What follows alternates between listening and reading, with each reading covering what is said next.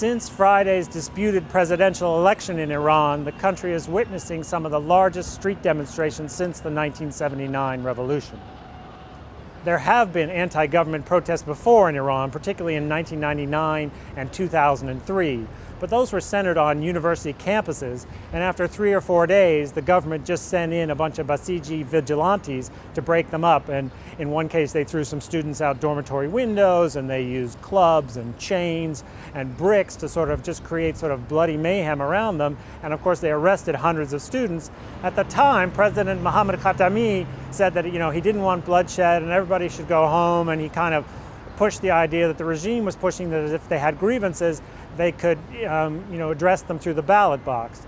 And this time, that message has failed. They've tried the intimidating tactics. There's still people on the streets. They've tried saying that they're going to do something about the election, but people are demanding a total recount. And I think there's 3 very important differences this time. First of all, it's not limited to students. It cuts across all economic classes and ages, and they're huge. The numbers are just on a different scale of magnitude.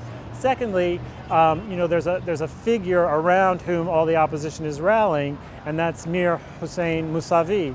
And Mr. Mousavi has a history. He was prime minister in the 1980s when there was a significant internal opposition, and there was a lot of violence. A couple of Iran analysts have told me that between 10 and 20,000 people were killed in sort of battles at that time. And so he's a veteran of those, so he is probably less timid about there being bloodshed, although he's called for people to stay home, so there isn't any. People think that he's just a harder character and willing to be more confrontational. Third, the student protests were sparked by fairly narrow issues. I mean, one was a freedom of speech issue when a newspaper was shut down, and the second was some controversy over privatization of education. But this time it's really it's a deeper, more fundamental issue about, are people's voices going to be heard?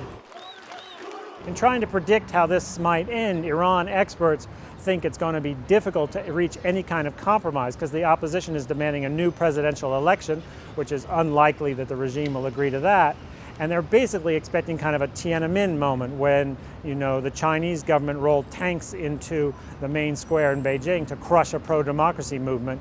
And Iran experts are kind of anticipating something similar in Tehran, but with that will also be crushed the idea that the Islamic Republic is governed by a popularly elected government.